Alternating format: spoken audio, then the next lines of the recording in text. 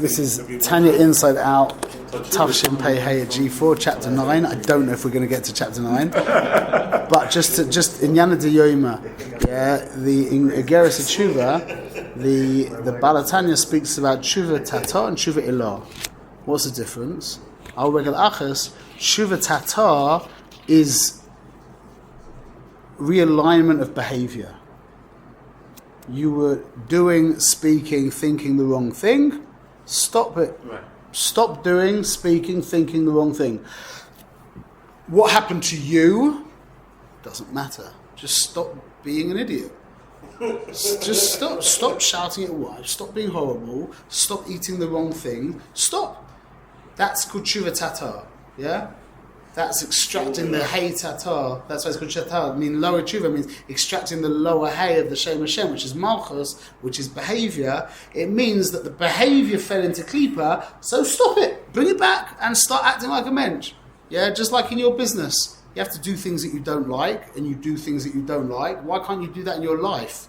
Yeah, you want to do this. You want to scream at your client. Yeah, you want to scream at your $1 million client. He's such an idiot, and he's never on time. He never comes to you, but he's your $1 million client. Yeah, so you bite your lip again and again and again and again. Yeah, but your wife, different matzav. Why can't you do that? You can. You choose not to. She costs you $1 million. You need that $1 million client to support her. But that's the point, is you can stop behaving like an idiot. Yeah? That's tshuva tata, that's available to everyone, except for a tzaddik. Why? Why can't a tzaddik do tshuva tata? Because it doesn't have it to begin with. Yeah, his behaviour is all fixed. His behaviour is in line. So now tshuva ilah is available to everyone. Yeah, what's tshuva ilah? To just rise up. Take the whole package of who you are and just move it closer to Hashem. So the whole goof weirdness. So you basically said you're saying what I'm going to say. I'll give you the way that Rav Yoel Khan describes it so beautifully. Is there's the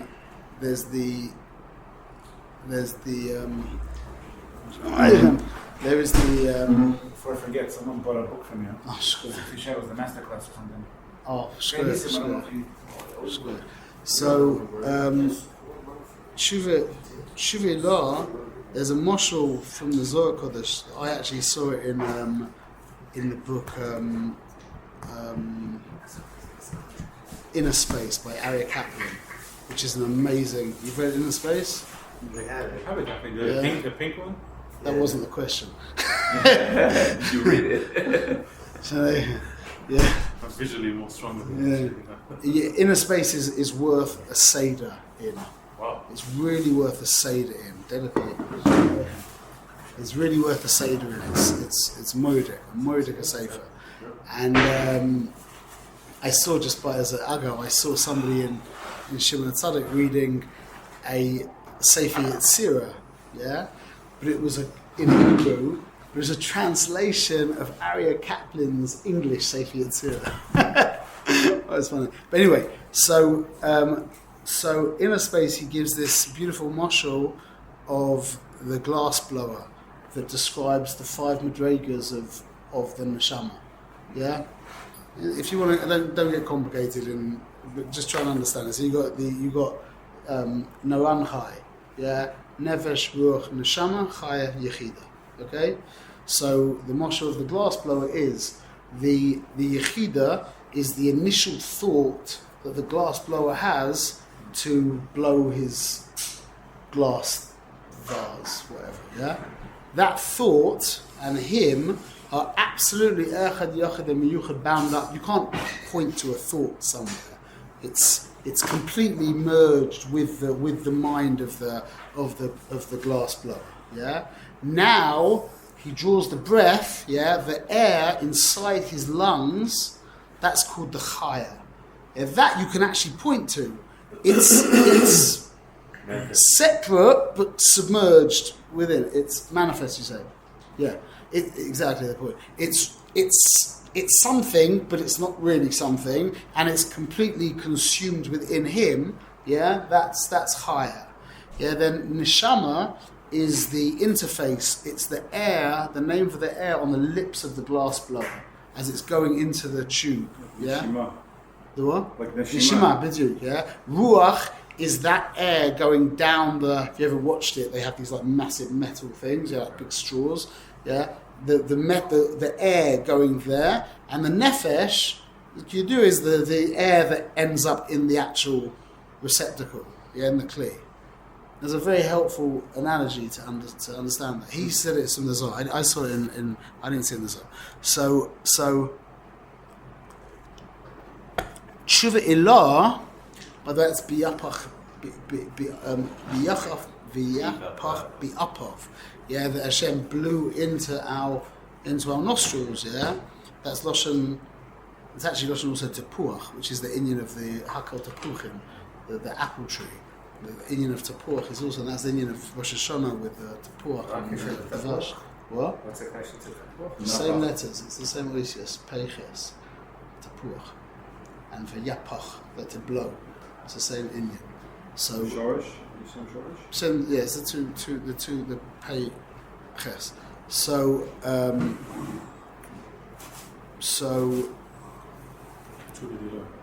Tshuva Ilah is, the way I understand it, is returning the higher hay. That's why it's called Tshuva Ilah. The higher hay, which is the, I don't know if you call it the experience, I don't know what it is, yeah, but it's the returning of your Metzias back into the lungs of the Creator. Where you don't feel separate from Him, Bichlal. That's Tshuva Ilah. That's available to everyone. Now, going back to what we just said about the makom, yeah, and this is really the point of what we were speaking about before about the ideology.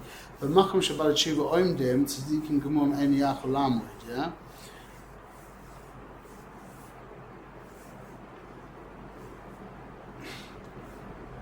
So the Indian of makom is loshen kiyum. Yeah, that's what the Nefesh of Bahamis is all about. Yeah, he's about kiyum. That's, you could call that ego. Yeah, makom and kiyum. So makom is malchus, etc. So the makom of a Baal Tshuva is different to a Tzadik Gamor. We're not talking about a Tzadik Gamor like the Tanya Tzadik Gamor. We're talking about a Tzadik. The Ikar Loshen there is the Indian of Gamor. Yeah, like the Gemar Din. Yeah, he's the finished Tzadik. Meaning that he's bound up in his ideology, which is a good ideology, yeah? Where the difference is that the Baal Tshuva, who was, like you were saying, yeah, where he's ripped himself out of a previous way of being, yeah, his makom is a different quality, meaning he's more available to move. Like when you've grown up in a Rebbeisher house, let's say a Heilige Rebbeisher house, yeah, and you've been told this is how it is now, and this might be how it is, yeah, but now how available are you to hearing something new? Because there are nuances, the resolution gets higher and higher and higher in the picture. How available are you to hear something new? Not very. Yeah, whereas the Baal Tshuva, and don't get me wrong, a lot of Baal Tshuvas, they throw away their previous life and then they become rigid in this life. That can also happen, yeah? But let's assume that doesn't. The Baal Tshuva has got the schus of having flipped it all around. So his concept of makom, he's just more available. And you see there's another remnant to this, beautiful in Yom Kippur. I'm sure you've heard this idea, but everybody talks about by Ne'ilas Hasharim, yeah? It's the gates are closing and you're screaming for all the things that you want, yeah, whatever you're holding, yeah, whatever things you want, yeah. So the Pasha Pshat is the gates are closing and you're outside screaming Hashem Hashem, yeah. Well, the Lubavitcher Rebbe said no. If you've done Yom Kippur properly, yeah, you're inside and the gates are closing. You want to fall out. That's the avoider. That's the avoider. You're in now, exactly. You're in. You want to be stayed locked in, but this is the Indian of the ger. If you look in the Torah, everywhere in Torah, when it talks about a ger, it says b'sharecha. Came up the whole time, ger b'sharecha. Whenever it's talking about a convert, it says b'sharecha. Not inside. No, but See, there's no room. But that's geared to shove, no? The whole Indian of whenever it's it doesn't even the point of a ger. Yeah, the point of a ger is like a Baal Tshuva on cocaine. Yeah, steroids, whatever you want to say. Not only is he doesn't have any parents anymore. A Baal Tshuva flips over his world. Yeah, a ger kol v'chomer al achas kama completely flips over his world. So you can't, Hashem and you can't be in the same place. Yeah, they don't. It doesn't like there can't be any Gaiva. Wherever there's Gaiva, there's not Hashem. Yeah, whenever there's a Nivus, there's Hashem. So who's the one who's shaykh to be in the palace? Yeah, that's the ger. I'm just trying to imprint on us how important this idea is of being open to reality.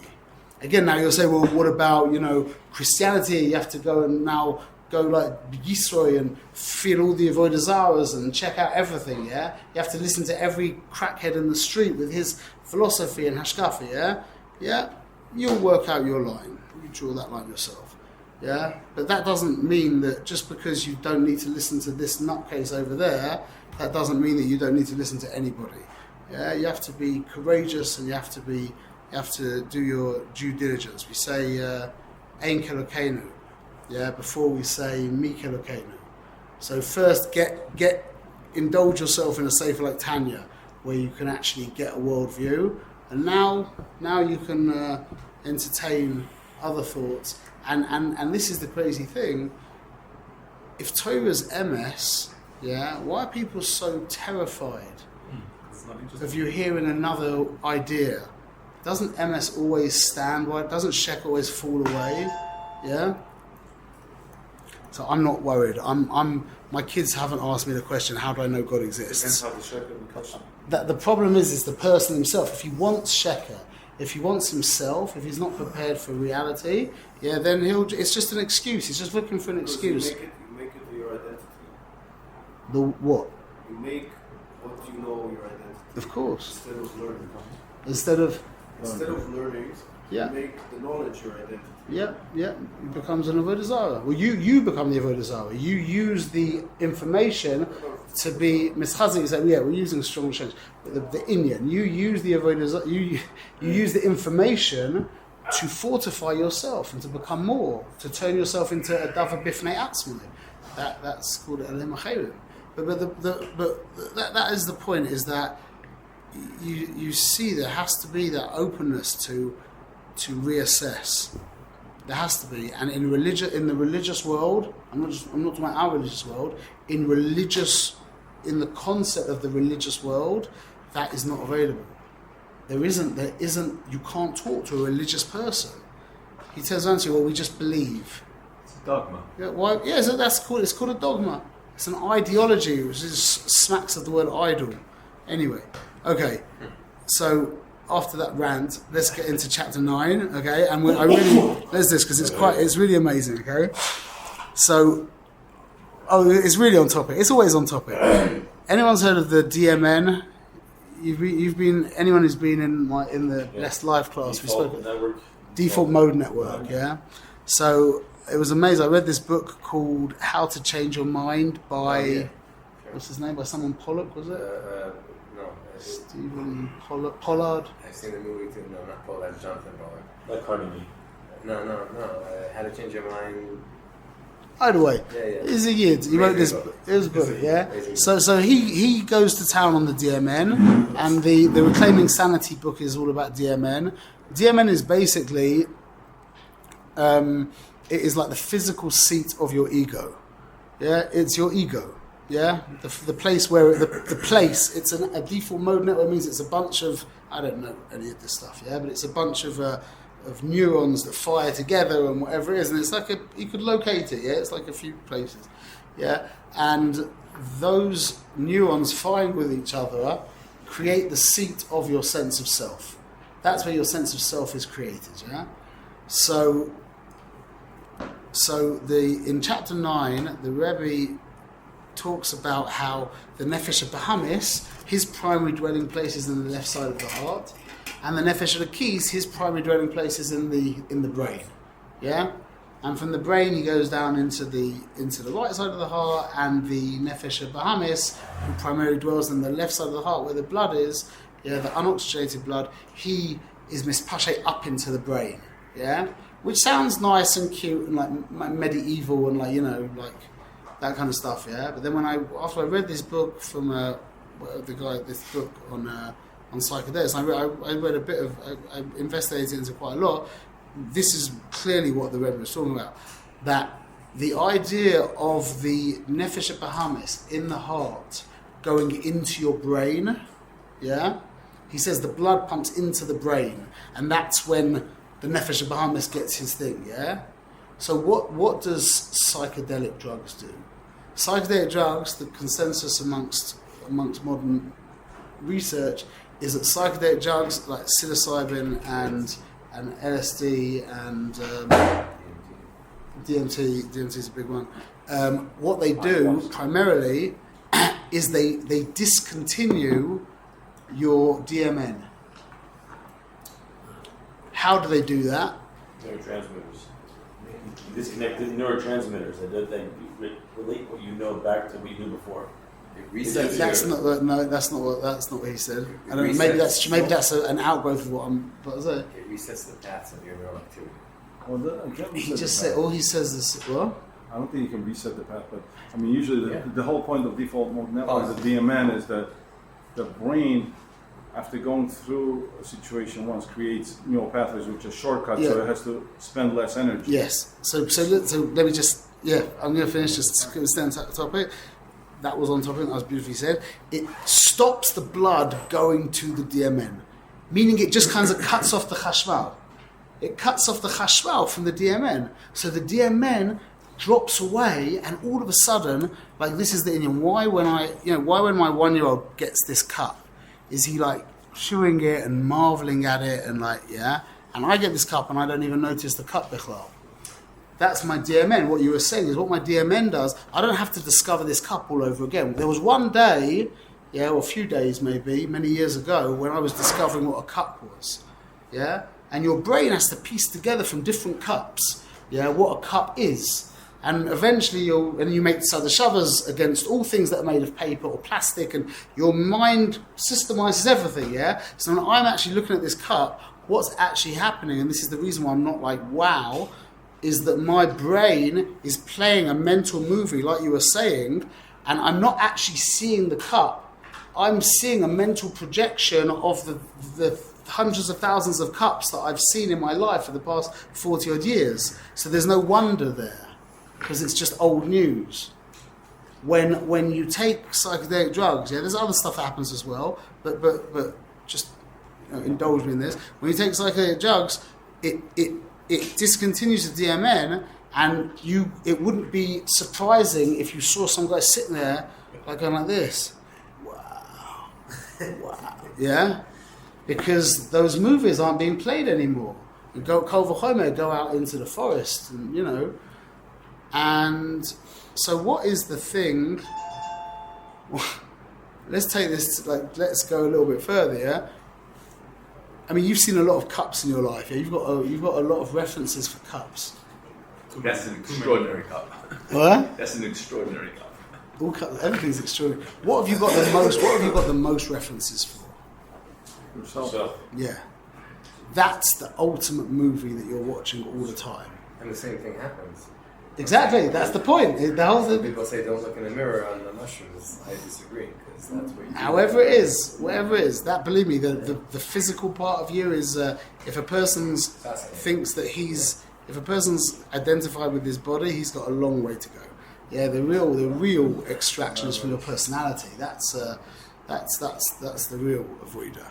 Yeah, first is the body, but that should have taken place a while ago before sitting here. You know you're not a body. But either way is when the DMN gets discontinued, yeah? That is the seat of the Nefesh Bahamis. When you plug that in, that is the Nefesh Bahamis is a mental construct. Your sense of self is a mental construct that's pieced together over your entire life. That's what it is. And that's how the Rebbe in his 250-year-old language says that that's the idea of the nefesh bahamis that's primarily in the heart, in the blood, being mispashet up into the moyach. So does the Tanya say that the Nefesh Behemit is what's feeding the Amen, so to speak? He says that your source of all taiva, which is your sense of self, is a product of the blood from the left side of the heart going up into the brain. That's exactly what Pollock said in different language. It's a Moedika. Someone on psychedelics, he discovers himself again. He could do. But he's not connected to himself because he doesn't know him. We're connected to a role. We're connected to Right a now, character. the shell of right now, Jim Carrey says it nice. If you watch a few videos of Jim Carrey, he's a good guy. Actually, I don't know if he's a good guy, but he's at least wise. He said he was saying, Yes. So he said something like, we all got. He said, I lucked out. I got a great character. I got Jim Carrey. Yeah, that's what he said. But that's the Indian, is you're playing a character in this world. That's called your personality. Now you don't that doesn't mean that you have that your job is to give your personality to Hashem. That doesn't mean you turn into a zombie. That means that you become you push your personality to the ultimate level. You become the perfect version of yourself. But that's not you. That's your gift to Him, Yisborach. You with me? You don't lose your individuality. Well, you do. You lose your ultimate individuality, but you become a very individual person, more individual than anybody else. And you look at the Gedolim, look at the Gedolei Yisrael. They're all huge characters. They were actualized people. But that's their gift to the Ribono Shel Olam. If you take it seriously, bittul doesn't mean that you end up like a homogeneous zombie. Bittul just means that the inner essence doesn't feel that there's any ownership there. I don't own my personality. My personality is my avodah. It's my job. It's my job description. So the nefesh bahamis is the being that gets connected to that, and you identify with personality, or on a lower level of your goof, whatever it is you identify with, and now that's you, and that's the seat of all taiva. That's the fight between the nefesh bahamis and the nefesh kis. It's not a fight. It's not a fight about taivas, because the nefesh bahamis could be a big aesthetic. If you grew up in certain places, your nefesh bahamis could be into fasting. Your nefesh bahamis could be into praying. Yeah, your nefesh bahamis could be into all kinds of things. Yeah, as long as it's getting something from it.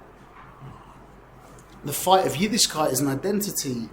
It's a fight of identity, meaning that you have a nefesh bahamis, you have a personality, and my avodah here is to be makriv that to a Ribono Shel Olam. How you makriv that? Makriv that is by you to say you shecht it means that you're giving the life of it to Him, Yisborach. Then you kill it.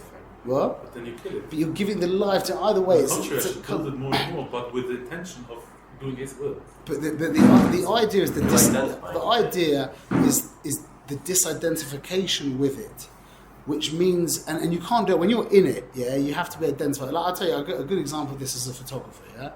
So I did photography for over 20 years. I got to a very high level of photography, and but I always said, after when I was coming to towards the end of my career, I always said that I love photography, because if you don't love photography, you can't do it. Yeah, you won't be a good photographer. But if I never took a picture ever again, I couldn't care less. Yeah. This is the idea, meaning that, I didn't care about photography, yeah? I just didn't care. But you have to love it. If you want to be a top photographer, you have to love it. Because you need tremendous energy. I'm not talking about physical energy. I mean, you need tremendous mind energy to see, etc. Yeah? But it doesn't define you. But you're not identified with it. That's the point. So it's a very balancing act, where you do need to identify with your nefesh bahamis, but you need to be able to disidentify, which in Hebrew is called masich das, Hesach das. That's the inyan of Hesach das, is to disidentify. Das is your koyach of identification. So photographers generally are identified with their craft. Yeah, and that, by the way, that's the definition of a craft. Just as a very side point, beautiful idea, is that by dinei chetzitza, yeah, if you have schmutz on your hand, yeah, it's a chetzitza, it's chotzitz, and a mikveh doesn't. It's not a good mikveh, yeah. But what about if you're an artist? What about if you're a sofer and it's ink? Or you're a butcher or a moil and it's blood, or you're an artist and it's paint. As long as it doesn't have mamashos to it, yeah. It says it in Masechet Sukkah, that if it's part of your thing, That's and you're not like you're makabel basically. It's not a chatzitza. If it's for a like moil, one that's- blood on his hand, as long as there's not like mamashos to it, if it's like stained, blood on his hand It's part is of your not a normal- chatzitza. It's part yeah. of his umanut. Yeah. By me, it would be a chatzitza. Why? What's the inyan? That's the inyan of a munah. It doesn't bother you. It's That's not a what- part of you. No, it's the I'm opposite. sorry, it doesn't bother. But for Because you, it it's is- not a part of you. But for the person, it doesn't bother him because it's. It's part of him. him. Yeah. Exactly. It's like with photography, It's yeah? not a bother at all. 'Cause it is- Right. It's just like, you. It's like a woman with nail polish. I know Ashkenazim don't hold by it, but Sephardim hold it. As long as her nail polish is perfect, Right. she can go to mikveh. And it's Right. Oh yeah, I didn't know that. Exactly the point. But it can be cracked. Exactly the point. Beautiful. No, thank you very much. It has to be perfect. New That's not by Ashkenazim though, no? No.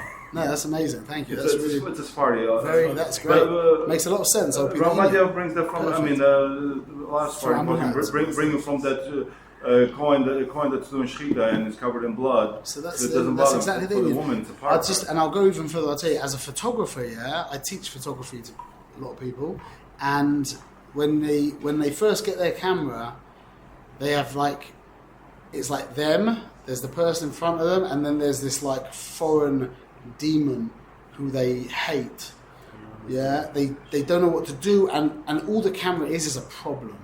It's this problem that you have to decipher. Yeah, they see the person, they've got the light, they've got the picture, and they just want to take their phone out because the camera's like this big ikuv. But as you get more and more accustomed to your camera, yeah, where I got to in photography, yeah, there was no camera bichlal. I even got to a point where there was no subject, there was no me, it was just one. That I got to a very high level in photography where there was just a oneness, a complete oneness. Meaning that I could be at a chuppah, yeah, in the middle of the winter, everyone's freezing cold, and I'm like wearing just a shirt and whatever, yeah, and just be completely unaware of the fact that there's anything going on. They call that flow. Yeah, that's the idea of any. Not I have it as a photographer. I actually had it. It happens in lots of crafts. That's the inyan of emunah. That's why it's called emunah. That's umanut. Emunah isn't something that you have. Yeah, emunah is you. That is the essence of who you are. So the kunz is, as a photographer, you have to be identified with that to be a good photographer.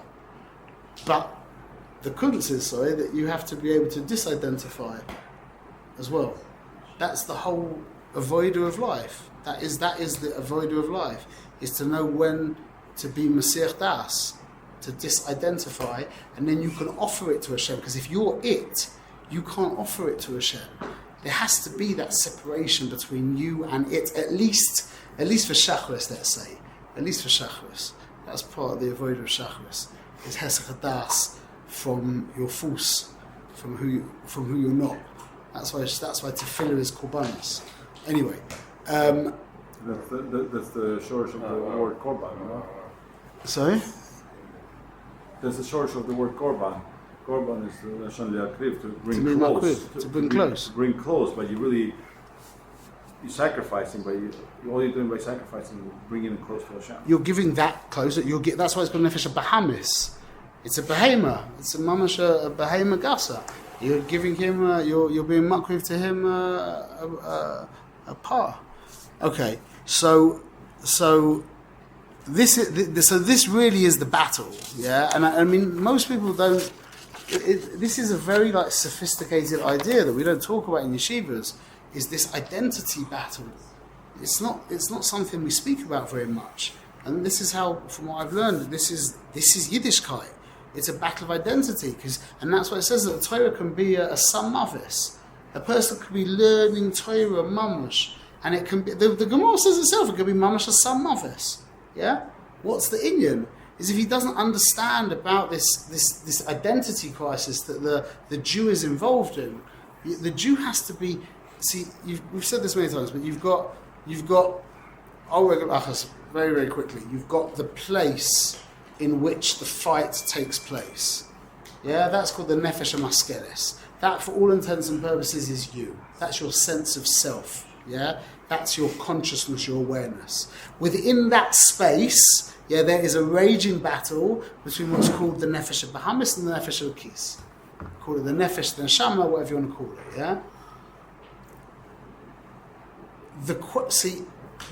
Inside a regular human, not a Yisrael, there isn't that battle because they don't have a nefesh lakis. So there's just the nefesh of Bahamis. So what's the avoider of a human being? Be more than an animal. Is the what? To be more than an animal. To be a better animal. No. Chas v'shalom. The avoider of a human being is to be a human being. That's a terrible. Which is a better animal. That's a really. I hear you, and I know that tzaddikim have spoken like that, but that's not helpful for us, I don't think. The avoider of a human being is to disidentify with his animal. That's what the Goyim call enlightenment. Yeah, what did they re-identify with? They don't put a name on it. They just say I am, as opposed to I am that. Whereas the avoider of the Yid is the disidentification from the Behema and the re-identification with the Neshama. So we've said before, the unenlightened human says, I am that. The enlightened human says, I am. And the Yid says, I am yours. So it's a fight of identity. It's an identity fight. It's not an avoidance fight. It's not about learning more. It's not about fasting more. It's not about praying more. Yeah, if you don't have the foundation of what we're doing here, all of those avoiders could be, it could be just like an extreme human being who's just doing, like Havdil, like a businessman who's just pushing more. It's hard. It's not possible to get 4 hours sleep a night, and deal with all the things you deal with, yeah? Or like we spoke about before, like mountaineering, yeah? The tsaros that they put themselves through. Crazy tsaros. So the real avoider is the disidentification from the Nefesh Bahamis. And ironically enough, that actually gives you koyach to work much harder as well. That's a side point. But the avoider is not just working harder, yeah? It's not even working harder. It's the work happens before that, where you have to identify with reality as opposed to your own individual sense of self, because then it could just become an avoider of me becoming the biggest tzaddik I can become. And that's not much different, I don't know if I should say lahavdil. It's not much different to Elon Musk saying, I want to become the biggest philanthropist in the world. Or, Bill Gates saying, I want to save the most lives in the world. I want written on my that's not a bad thing to want to be, yeah, compared to what other people want to be. But I want written on my grave, on my tombstone, that I single-handedly ridded the world of malaria. Yeah, I saved 50 million people's lives. Where's the selflessness in that? Where's the heiligkeit in that? Meaning, you're a product of where you grew up and how you became, etc. Yeah? So you want this. This guy grew up in I'm not taking away, because you can with your mind you can move yourself in a more selfless way. But the avoid is about selflessness. Because if you're just doing it for yourself, it's the same thing when you strip away all the graphics. When you're building a hospital, yeah? You're building a $50 million hospital, a $500 million hospital, yeah? Because your rich friend just built a $400 million hospice. You're still doing good things. You're doing good things, we're not taking away from that. Rabbi Yehuda would be very happy with you. Rabbi Shimon would be mamash very angry with you. again, you're right that it's a machlokes, Rabbi Shimon, Rabbi Yossi, Rabbi Yehuda, Rabbi Yossi, Rabbi Shimon. And really, the way I understand it is the halachas ka Rabbi Yossi. Yeah, Rabbi Yehuda said, oh look, they built all these. So Yehuda said, wow, they built all these bridges, the bathhouses, and the marketplaces. Yeah, kol hakavod to Rome. Rabbi Shimon said, no, they did it all at tzorech atzmam. Yeah, yemach shemam. Rabbi Yossi shasok. Yeah, that means he didn't have an opinion. He realized that the reality is a shiluv of Rabbi Yehuda and Rabbi Shimon, meaning you do have to build hospitals, and it's better to build a hospital than to go around murdering people. That's just pasha pshat. That's Rabbi Yehuda, is malchus, is pasha pshat. What? Let me write that down. That's a quote. It's better to build a hospital than to murder someone. You have to write that one down. That's it. Rabbi Yehuda. Rabbi Yehuda is malchus. It's not about growing up. Always about there's an issue. People donating and building and putting their name on it. But they did something good. Really, Like, their too much. You're already giving so much. Why you gotta put your name on there? Yeah. And a couple of years ago, a friend said to me, he goes, just let that be their Yitzhar. Let that be their Bid. Yitzhar. They're building yeshivas. Rabbi Yehuda would hug them. That's Yitzhar, fine. That was exactly what Rabbi Yehuda would say. Rabbi Yehuda would look at that binyan and go, you've old it. This guy's just built a mamash, a moistus of Torah and Avodah. Rabbi Shimon, yeah, I don't know, before the cave, I don't know if I would imagine, my own guesses after the cave he would say something different, but before the cave, yeah, he would look at that and go, Rachmanus. He just built this shul for himself. It's just all kulu tzorech atzma. Why do you That's feel what like it is. after the cave you would know? So I think that was the avoider in the cave. That's how I understand what the cave was. Parts of the cave, though. The first part and then the second. Right. First coming out and the second coming Exactly. out. That's So it's like- exactly. So If you burn- that's if you burn what that's what Pneumius Torah is. But you can't get away from the halacha. Like you. There's the pshat of the world. The pshat of the world is bridges are helpful, bathhouses are helpful, marketplaces are helpful. That's pshat. Rabbi Yehuda is pshat. That's he's always also in the Mishnahs. If you pay attention, Rabbi Yehuda constantly brings meisim. He's always bringing meisim more than anyone else. Yeah. What do you mean by Maximus? A Misa, like a Misa, a story. A story, so yeah. But that's the Indian of Misa, from Oilam and Misa. That's Rabbi Yehuda, which is Malchus, which is Yehuda, which is Pshat, which is behavior, externality, Levushim, Begadim, etc. Yeah? Rabbi Shimon is Shmiya, which is an inner, that's inner. So he just cares about the Kavanah. That's why he paskins, Davasha'inim is Kavan, is Potter. And Rabbi Yehuda holds that Hashem is Kavan is Chayev. Because I don't care about the Kavanah. Just tell me, did you do it or not? Yes or no? Is it done? It's done, good, done. Rabbi Shimon's no, it's Kulu Kavanah. But we need a Shilav, that was Rabbi Yossi, who was Shosok. You need the Chetzonis, you need the Panemius, you need both. That's Rabbi Yossi.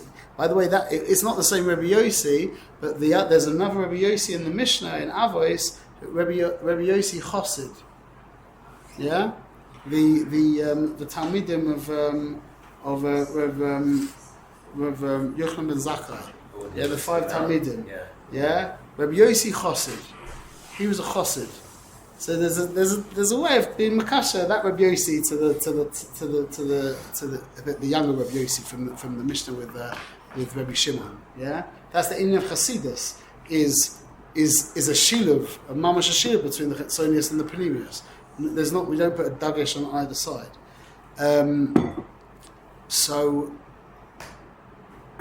So that's going back to the whole point, is that's really the fight of the Yid is not about working harder, yeah, it's about disidentification with your humanity and identification with the Boirei Olam. That's the voida of the Yid, to disidentify from being human and to identify with being Yisrael. That should be your identity, that you're Yisrael. Yeah? And if you're working harder and harder and harder, but you're thoroughly identified with your humanity, then that's what the Torah is referring to as a samavis. And should you still do it? Yeah, you should still keep doing it, but unless it's Lakanta. But Leo is Talmud Hochem. The Tanya gives you, when he talks about Lo Lishma, he gives you different madregas of the Shema. He talks about there's Atzilus, which is called Makava. Then there's Bria, which is called Ava Sichlis. which is a very powerful love. Love means that you're doing it from Hashem's perspective. Then there's an Ahavat Tfias, which is Yitzira, which is an Ahavat Tfias, which is another level of love, but lower level. Then you have Mitzvahs and Nashim Milamada, which is the level of a seer, where you're just doing it by rote. You're not doing it for yourself. It's not a klipa. It's not klipa. There's no you involved. You're just doing it because you're programmed. This is what you do. Yeah, that's mitzvah. That's called by the Tanya. That's called lo lishma. And then there's lo lishma mamash, which is klipadik. Yeah, that's he says it twice. Liyos tamad hochem. That's what the Tanya says on the same. It's on the end of chapter Mem and the beginning of chapter Mem Aleph. Yeah, it's on the same page. Liyos tamad hochem is his definition of lo lishma mamash. He doesn't talk about lekanter, where you're learning to actually hurt someone, but Liyos tamad hochem, he says, you look up yourself, he says that the avodah, the Torah goes into klipa, but keep doing it anyway, because you will do tshuva eventually, but maybe not in this Gilgal. That's what he says. Can you explain that? It would take us to how far It's away. better to learn Torah if you're, Lishma. yeah, that's other. The way I understand Yiddishkeit is that our purpose is to get to avoid the Lishma. That is our avodah. And I don't know of another way of getting to Lishma, personally. I don't know of another way. If you can tell me another way, I'll appreciate that. I don't know of another way other than Bein Adam L'Chaveiro. Bein Adam L'Chaveiro is called a kli to Bein Adam L'Makom. Bein Adam L'Chaveiro, by taking a human being very seriously, my son,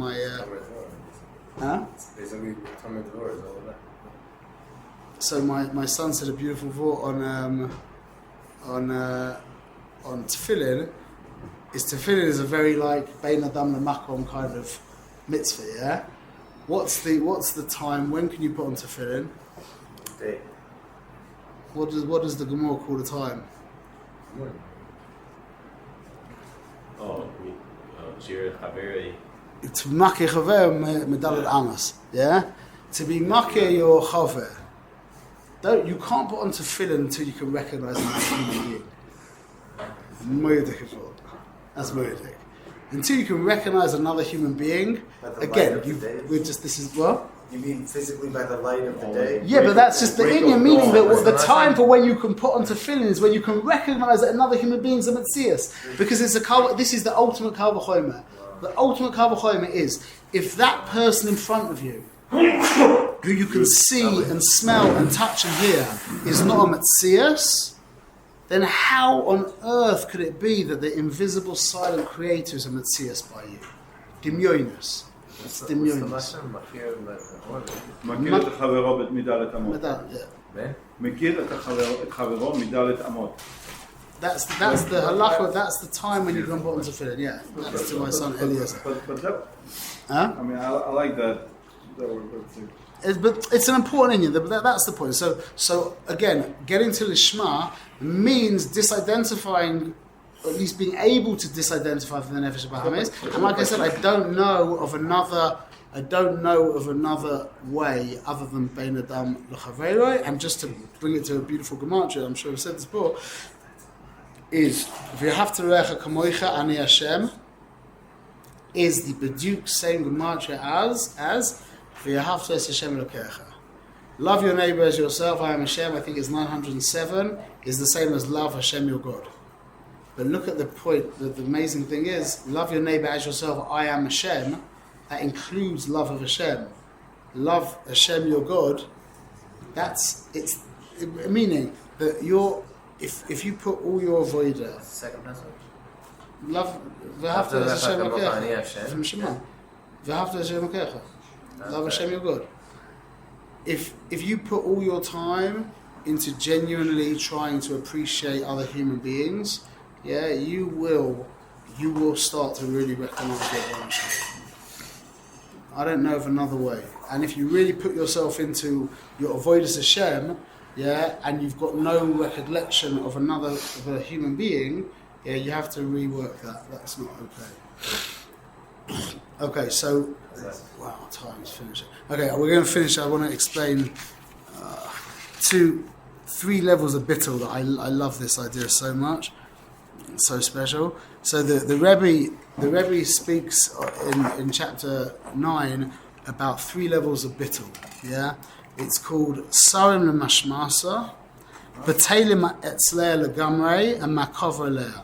Yeah, in English, it's called well, I've got my own words. I called it obedient, nullified, and a chariot. Yeah, sarim, bittul, and makavra. So listen to this. This is amazing. You understand these 3 levels of bittul from the human body.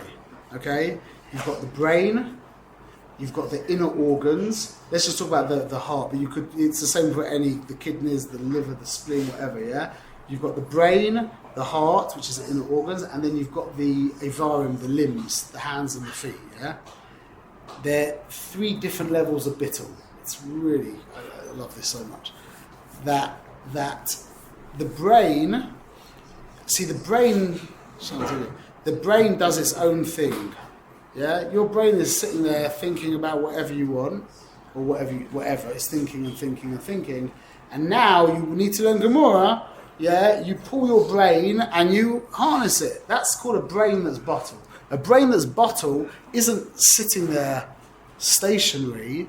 It just means it's available to you. Say it, you want to say it like that. So it's available. Your brain is available to you, meaning it has its own agenda. Yeah, it's doing its own thing. It's thinking about that. It's thinking about this, etc. Now you need to do your finances. Yeah, or you need to learn Gemara. Or you need to whatever you need. You need your brain. He's like, yeah, later on, and he's with you. Yeah, like as an analogy from photography, is my assistant. I had many assistants over the years. Yeah. I learned a lot of things from the relationship of the photographer and assistant. It's very, very amazing. One of the things, you have an assistant, yeah, who's a good guy, yeah, he's just stuck on his phone. Like whenever he's not being used, he's got his phone out. And you're like, you're hi, sorry, yeah. He's there immediately. He's not like, wait a minute, just give me, like in the shops, when you walk into the shop and they're on their phone, and you're like, I'm busy. Yeah, yeah, it's not like that. Yeah, that's not bittul. Yeah, the assistant, he's like, sorry, puts the phone away and he's with you. Yeah, that's a level of bittul, meaning he has his own agenda, but your agenda trumps his agenda every time. That's gewaldic. Yeah, that's like a good guy. That's a good Jew. That's a good Jew. You've got your own life. You've got your own things. Yeah, when there's a conflict between what you want and what Hashem wants, you're there with Hashem. Yeah. Okay, now the next madrega is the heart, the internal organs. Go on. If you cut this, I'll give you a hug anyway. But it's so it's so beautiful. It's so delicate. The smile. It's always working for you, whether or not your agenda is his agenda. Same agenda. There's more. Yeah. But he's working better than you are. Even if your brain is like spaced out on something else, your heart is always working. Always on. It's always on. It's always available. But let me ask you a question, yeah? You don't tell it what to do. It knows what to do on its own. You don't tell it what to do. And it's not asking you questions. It's just do it. Mitzad echad. The limbs. No, limbs. The brain tells it what to do. Meaning he has his own agenda, but he doesn't need to be told. What does? The heart. The heart. In your analogy, he has his own agenda, but he knows intuitively when you want him. He doesn't need to be told to put away the phone. That's very, very close. Maybe that's it. The heart, yeah, you can do a heart transplant. You can take someone's heart out of this person's body and stick it in another person's body. I just read they put The heart. What? an impermanent fake heart into someone, a machine heart. They just did that here in Israel. They put for a few weeks or months an impermanent machine heart into a person before they put in the transplant. So he lived without a heart. You mean he lived with an artificial With heart? an artificial heart, 100% artificial heart for a few months. I've been doing that for years. Something, man. I'm just not amazed by anything anymore. I cannot feel. Nothing. After AI came out, like nothing. I just like, wow, okay. But nothing is amazing anymore. Nothing. We're going towards cyborgs. It's scary. But so no, this is the way. Listen to how subtle this nuance of bittul is. It's beautiful. Is that the heart has its agenda? It has its own agenda. What's the agenda of a heart? It pumps. It's just pumping. That's what I do. You put me in this goof, you put me in that goof. I'm just pumping, you know. Now, in context, he's like you said. It's a deeper level of bittul than the bittul of the brain because he's 24/7 doing his thing. But you know what it's like? It's like I have a friend in LA who has a music business. He like commercial music, you know, has a big company, and he has all these like musicians. All the people who work for him are these like whacked out musicians, yeah. And I just thought it'd be like this: like these guys want to make music, yeah. So they just found this company in LA where he's paying them money to make music. So they're loving it. They don't really, in truth, they're not really about the company. They're about music. But they found a place where they can express their music. So to the heart's just about pumping. And he's now found a place where he can pump to his heart's content. Yeah, and that's his thing. So that's a level of bittul. Yeah, but it's not the ultimate level of bittul. Yeah, and you can even argue if that's more bittul than the brain, whatever. It depends if you're talking about the plemius or the chitzonius. You can discuss that yourself. Yeah, but then there's what's called makava, yeah, which is the limbs, the hands and the feet, which have no agenda. They just hang there until you need them. When a person's hands and feet have their own agenda, that's like called Parkinson's disease, something like that. Yeah, where Alzheimer's, where you've got no control, the person's got no control. Yeah. But the limbs are makova. That was what Abraham represented when he said hineni. That is the loshon of a makova, hineni, meaning I'm not here for me. I got nothing to do. I'm available. What do you need? Not like I've got like the brain. The brain's I've got what to do. Yeah, but just let me know and I'm with you. The limb is like I got nothing to do. I don't particularly want to be here. I'm just hanging out. That's what? They're actually hanging out. Yeah, exactly. They're hanging out. Yeah, hanging.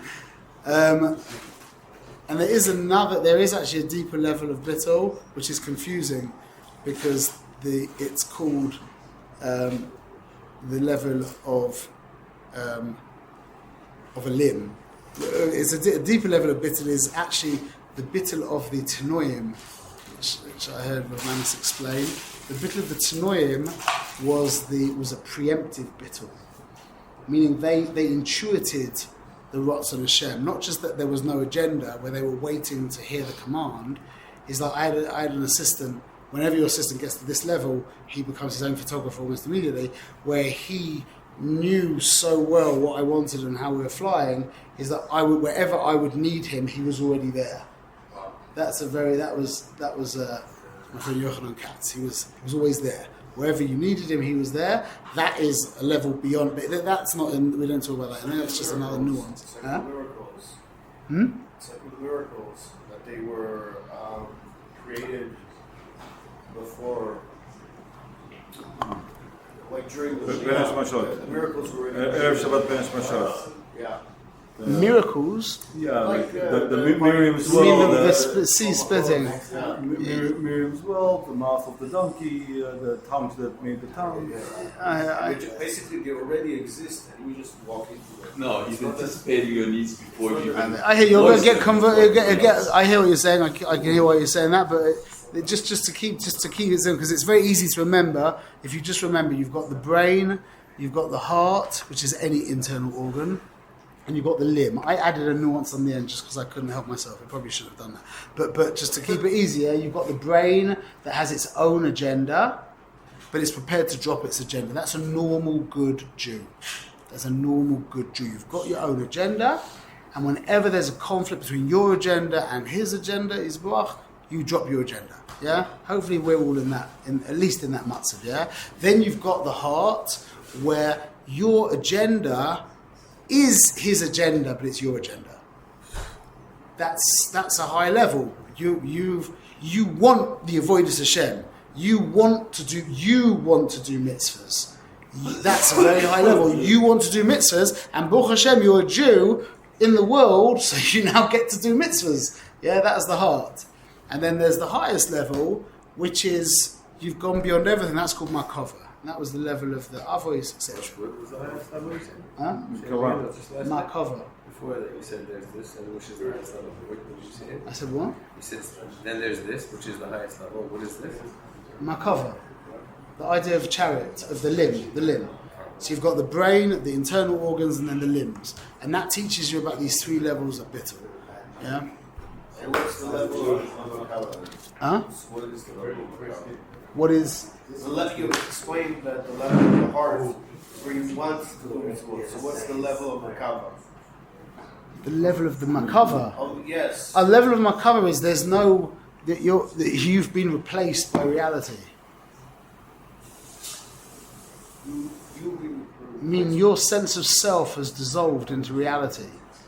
So there's not that, and that's why it's called lishma, doing a mitzvah lishma, Right. as opposed to lishmoi. Right.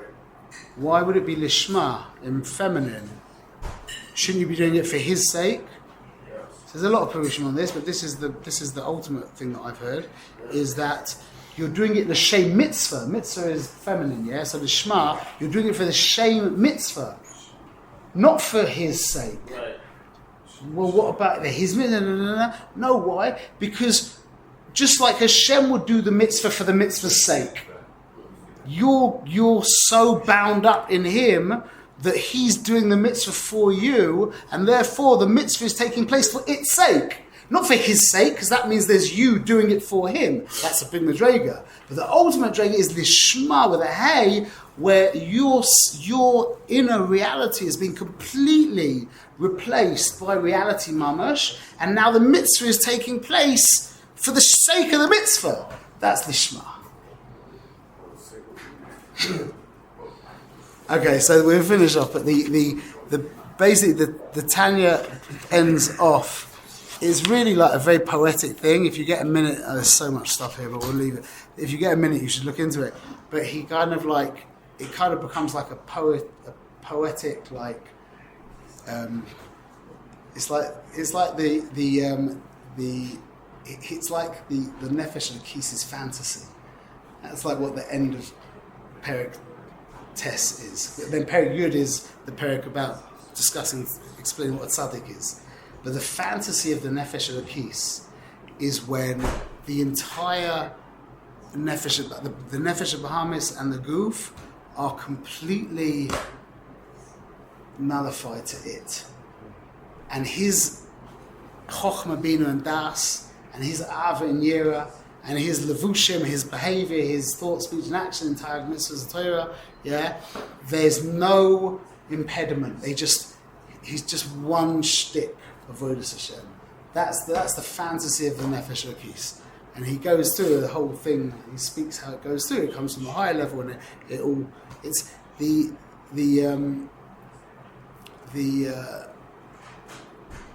so then after he explains that, see that's the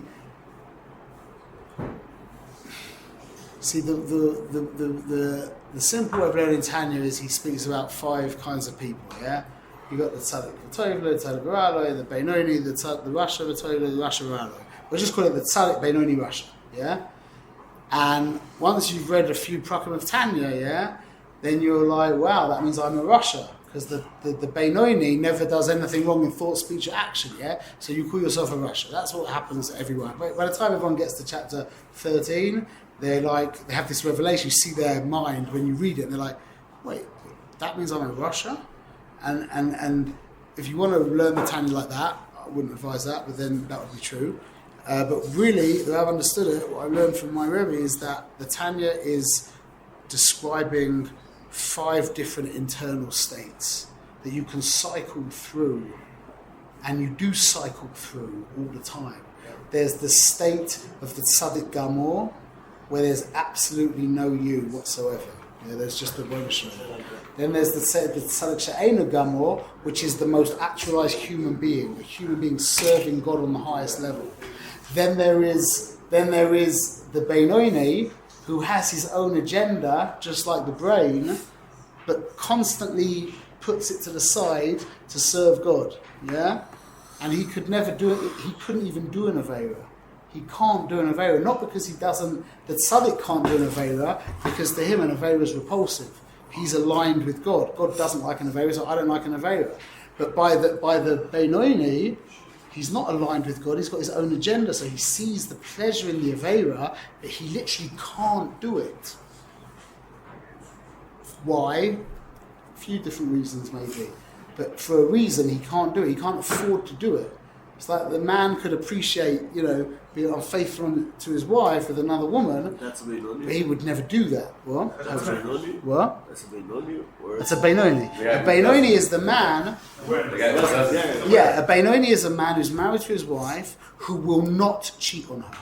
He will not. I know. There are men that you could. Oh, Alright, start just over. the time. We have 2 minutes left. A Beinoni. Joel, that's your A Beinoni is, in the human arena, is a man who will never ever cheat on his wife, but he can appreciate another woman. Put it that way. But he would never ever. No, he would run screaming.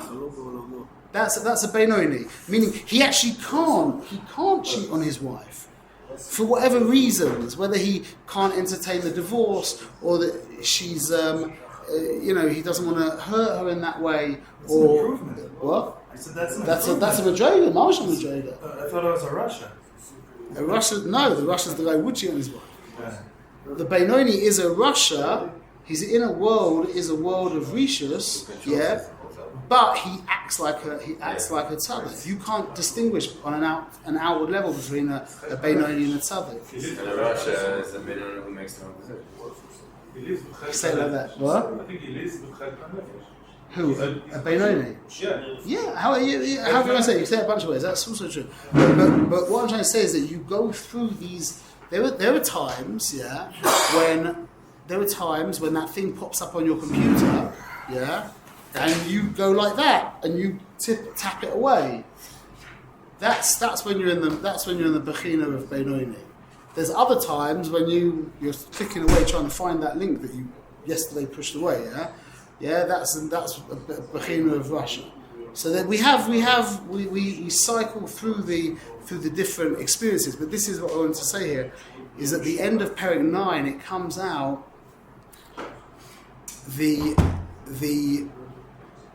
you do have available, especially if you take Shacharis seriously, like really seriously, meaning give it the respect that it deserves, give it the time it deserves, the energy it deserves, adhere to all the halachas before Shacharis. The Shulchan is set up to have you experience Shacharis if you so choose to do that.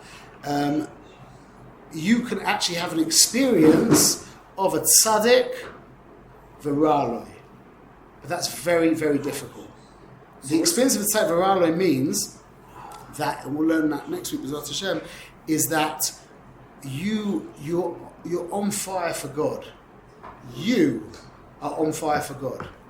That, in our generation, is very, very distant from us.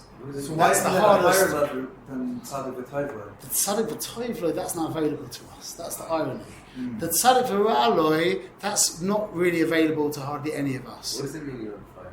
Meaning there's you, Consumed by the fire. and you are kulu for you. All you want is to serve God. All you want is to serve God. Yeah, you're overwhelmed by God. The Tzaddik Gamor is there's just God. There's just God. I'm not going. There's a whole way of explaining. Pure bittul. I'm ready to be full on with that. There's no Yitzhara. Yeah. It's not that the Ra is kafel There's for not- the Taif, there's just Taif. There's not exactly. The Ra is not covered with the toe. That's the point. The Is Ra that- is not, meaning there's no is that sense of Hashem? self that is being subjugated to Avodas That would Hashem. make Eved Hashem. What? Eved Hashem separates him from Hashem. No, it's Eved Hashem. So you're getting into Diukim now in Tanya. You could say like that, or you could say that an Eved is just transparent to an Eved is not a Metzias unto himself. An Eved is transparent. You could say that an Eved serves it, or you could say it's an extension. That's really what Devakas is. We understand it. Devakas, if you want to, I always learn that Devakas is that kind of thing. Yeah, Dveikus is the term you use to refer to your hand and your goof. Dafuk. Your hand and your arm. Your hand is davuk to your body. What does that feel like? Where does feeling come into it? It's a metzius. It's one thing. That's what dveikus is. There's not you and Hashem. There's just that's been replaced. So the point of what I'm trying to say is at the end of chapter 9, which is what we're trying to finish up with, is the Alter Rebbe kind of describes the fantasy of the Beinoni, which is not to be the Tzaddik Gamor, it's the experience of the Tzaddik She'eina Gamor, the experience of I am on fire for God. Because the experience of the Tzaddik Gamor is not, there is no experience. There's no, it depends. There's no experience there. There's just the Rebbeinu Shalom. He's a window. He's a pristine window to the Rebbeinu Shalom. That is available to us in this generation. We'll talk about that next week. Okay. Shkoyah.